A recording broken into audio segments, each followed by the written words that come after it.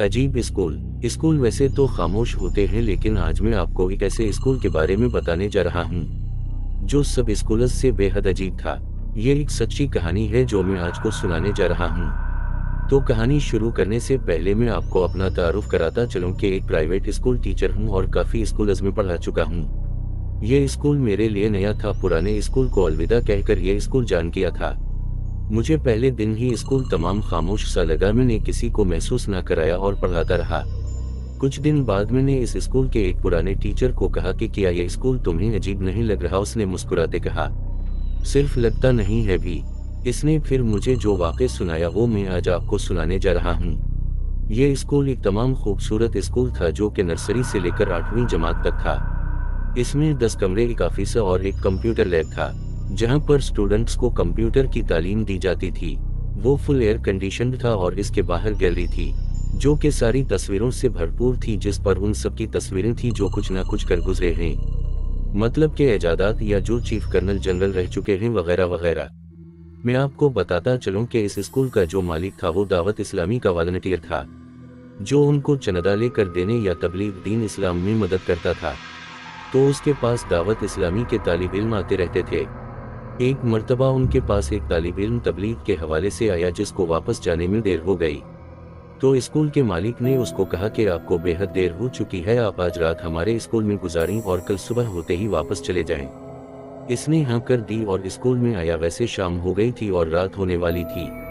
तो सब इसके साथ थे। गर्मियों का मौसम था और हमारे शहर में आधी रात बजे बिजली आती है, तो सब इस इंतजार में थे कि बिजली आए तो हम घर जाएं और तालिब इल्म को स्कूल में इलेक्शन कमीशन चला कर देकर हम सब घर जाएं 12 बजे तक। तो वो सब इसके साथ थे, लेकिन जैसे वो गए उसने देखा जैसे हम इस तालिब इल्म को रात के 12 बजे इसको खाना खिलाकर और बिस्तर वगैरह देकर इस वीरान स्कूल में अकेला छोड़कर चले गए।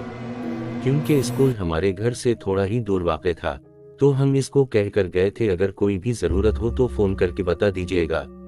ये कहकर हम रवाना हुए। जैसे हम रवाना सुबह स्कूल आए तो क्या देखा, वो तालिब इल्म इस कमरे के एक कोने में डर से मारे काम रहा था।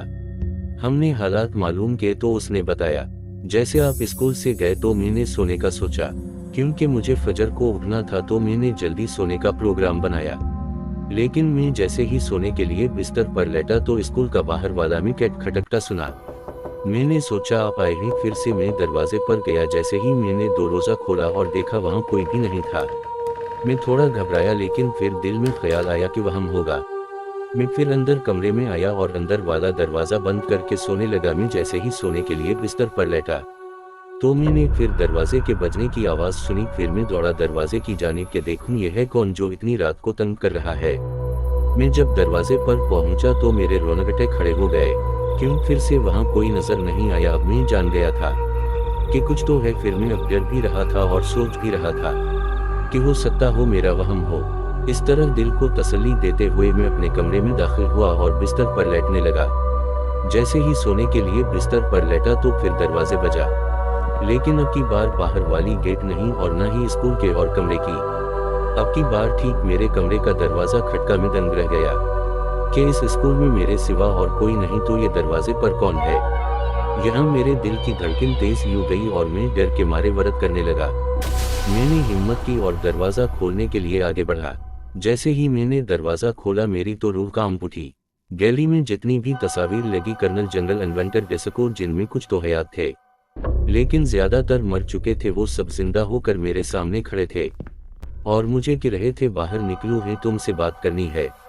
मैंने जल्दी से दरवाजा अंदर से लॉक कर दिया, लेकिन दरवाजा खुद ब खुद खुल गया और वो सब मुझे घसीट कर बाहर ले गए और पता नहीं किया पढ़ने लगे। मैं खौफ के मारे भी होश हो गया, लेकिन मैं जब होश में आया तो फिर कोई भी दिखाई नहीं दिया। मैंने अपना मोबाइल बेहद तलाश किया, लेकिन ना मिला। फिर जब सुबह सूरज तुलू होने के बाद में बाहर निकला तो वो सहन में गिरा हुआ मिला।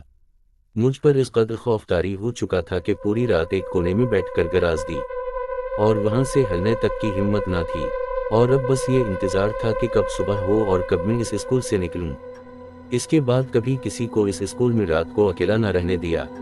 उम्मीद करता हूँ ये सच्ची कहानी आपको बेहद पसंद आई होगी। अपने राय से हमें आगाह करें और मिलते हैं फिर मज़ीद ऐसी सच्ची कहानियों के साथ। तब तक के लिए अल्लाह हाफिज़।